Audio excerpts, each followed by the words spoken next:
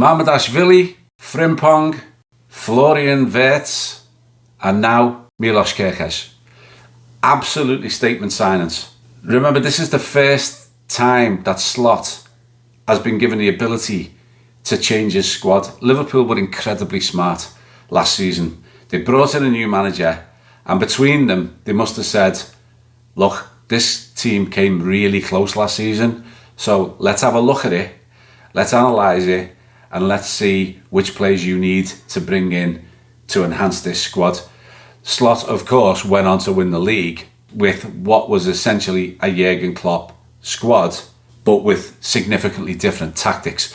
But you could see what Slot was up to, and you could see the type of player that he needed, and he has gone out, and Liverpool have spent over 200 million, and there might be more to come, on putting together this quite brilliant squad. No exaggeration, this might be the best transfer window in my lifetime as a Liverpool fan.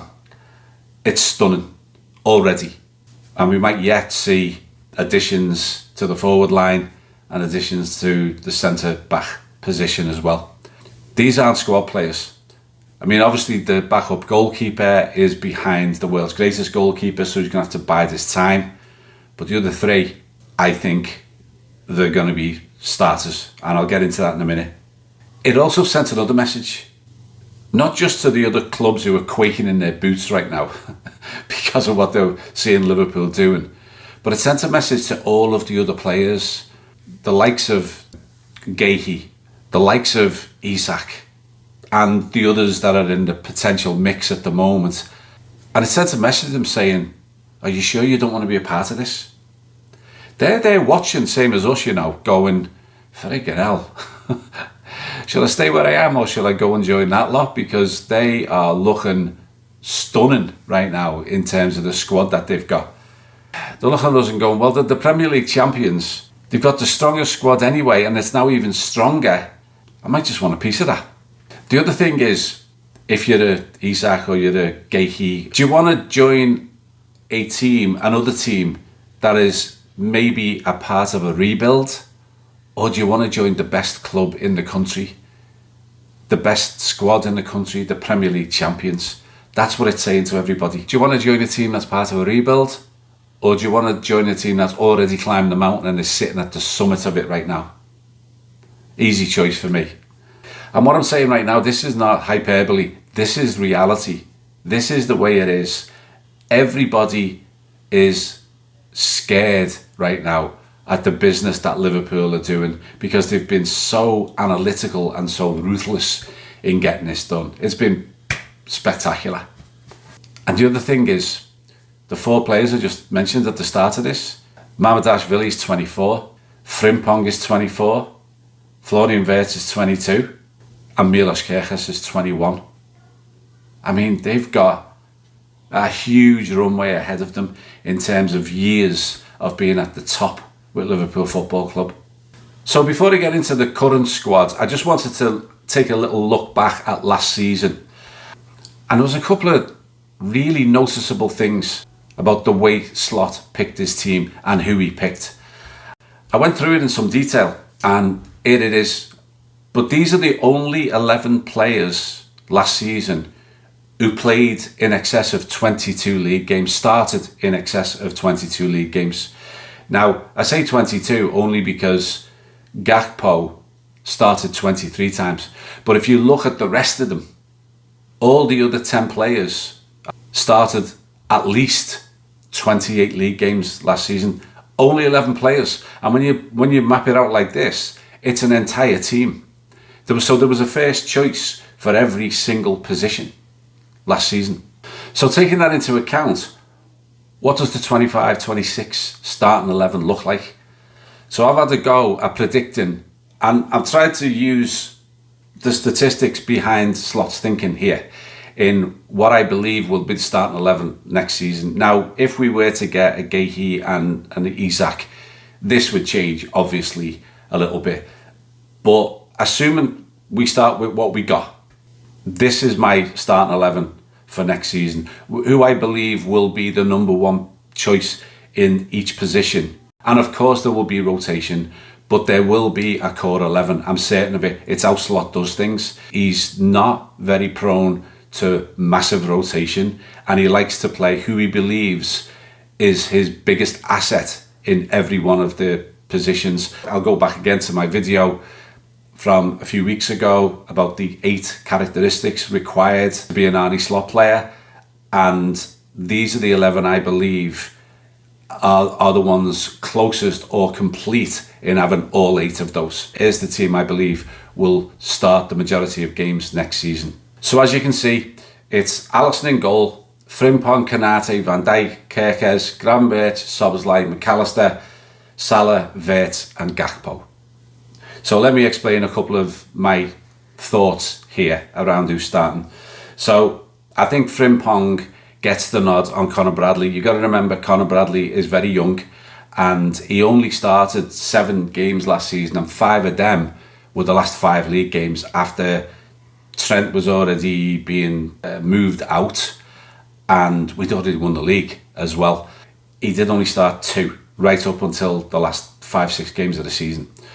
So I think Frimpong, being a seasoned Leverkusen player who has been a first teamer for the last 2-3 seasons in a row, I think he's going to get the nod. Bradley will of course play a huge part. On the other side, I think it's going to be Kerkez. I think Robbo is still brilliant, and he will be given the right amount of game time with respect to the fact that he's 31 and Kerkez is 21. The central defensive partnership is set. They're going to be even better next season because Virgil is just the best in the world, and Konate isn't going to have to cover Trent all the time. He's actually going to be able to focus on his day job, which is being the right-sided central defender, not running across to cover the absent defender all the time, because both Frimpong and Bradley, for all their attacking intent, they will bomb back as quickly as they got forward. In the middle, Gravenberch is a shoo-in. He started 37 games last season. McAllister, for good reason, is in the nomination for Player of the Year because he's brilliant. And people have been talking about, well, now Wirtz is in, Szoboszlai is going to be the one who's going to make way. I don't think he does at all. I think Slot is a huge fan of his energy levels, the way he gets up and down that field, and let's not underestimate how creative he is as well. He was the best of the midfielders last season. He got 6 goals and 6 assists. He's going to get more this season. Mark my words. It's on video, so you can come back to me at the end of the season if I'm wrong. But he's going to get more than 12 goal contributions next season. So I think he maintains his position. And then you have Salah. I believe Gakpo is going to be his first choice. I think he just ticks more boxes than Diaz does, but Diaz is going to be a close second. They're going to fight over that position. And playing in the number 10/false 9 position will be the brilliance of Florian Wirtz. That team is going to destroy teams. It just is. The only 2 players who Slot will not be saying you must get involved in goal contributions in open play are Konate and Van Dijk. Every other player on that pitch, including Gravenberch, is going to be asked to be a crucial part of driving this team forward and the creativity to bamboozle the opposition. So you're going to have the flying wingers, and by the way, Frimpong and Kerkez and Bradley, by the way, do things differently than Robbo and Trent did. Robbo and Trent like to get out wide and ping crosses in. Well, Kerkez likes to do that as well, but all 3 of them also like to cut in and get into the box. And you imagine them cutting in and getting into the box while you've got Salah and Wirtz and Szoboszlai and McAllister and Gakpo and Diaz all converging on you as well. I fear for some teams next season. I genuinely do. I think it's going to be like brilliant to watch. I'm not leaving out certain players. So this is the rotation 11. It is. And you'll see obviously the goalkeeper. Alisson does have a tendency to have time out for injury. Every season he seems to get an injury. So Mamdashvili will come in and he will play cup games as well, but we're talking league here. Alisson is going to be first choice. He might just play a handful of games in the league this season. You've got Bradley to replace Frimpong. You've got Gomez or Endo to replace Konate. Unless Virgil is injured, he's not getting rotated. That's why he's in white. You've got Robertson or Tsimikas to come in for Kerkez. You've got Endo for Gravenberch. You've got Wirtz or Elliott who could come in for Szoboszlai if need be. You've got Jones who could come in for Szoboszlai or McAllister.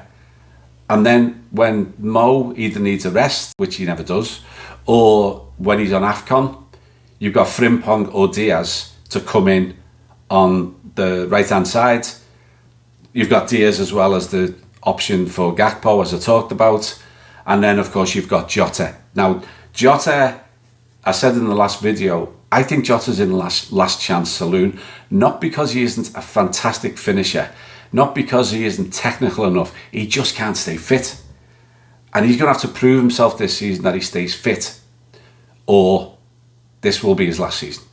If he can stay fit and he can always be available to come on and do what Jota does, then his future is sound. But I'm a bit concerned about his long-term future just based on his historical injuries. He never plays a full season. Simple as that. And then just quickly is the rest of the players who I think very much are going to be fringe players. Now I put Tsimikas there because he is going to be behind Andy Robertson as second choice. You've got Pexi, who's the third choice goalkeeper, probably won't see any game time. You've got Calvin Ramsey and Reece Williams. Harvey Elliott I've put there because I'm not convinced yet, even though he's got such brilliant form for England under 21s, I'm not convinced that Slot's convinced. So Elliott I've just put there because I'm not sure how much game time he's going to get. Bajcetic and Morton, these are all fringe players. I've put Nunez and Chiesa there because I think probably both of them are going to be gone by the end of this window, but I'm not sure. And Ben Doak is clearly behind several of the players. So just wanted to bring them all up to kind of complete the picture. So just going back again to my starting 11 for next season, I want to talk about their ages. Now, apart from Alisson, Van Dijk and Salah, who are all in their 30s, but they're all going to play because they're all the best in the world in their position. Simple as that. But the rest of the team here, so let's have a look. Frimpong, 24. Konate, 26. Kerkez, 21. Gravenberch, 23. Szoboszlai, 24. McAllister, 26. Wirtz, 22. Gakpo, 26. And Diaz, 28. And then you've got Jota as well, who's 28. So every one of them is in the absolute peak or have yet to hit their peak in terms of when a footballer is absolute best, which is mid to late 20s. So that is unbelievable planning for the future, as well as bringing in such brilliant players into the first team, not just the squad.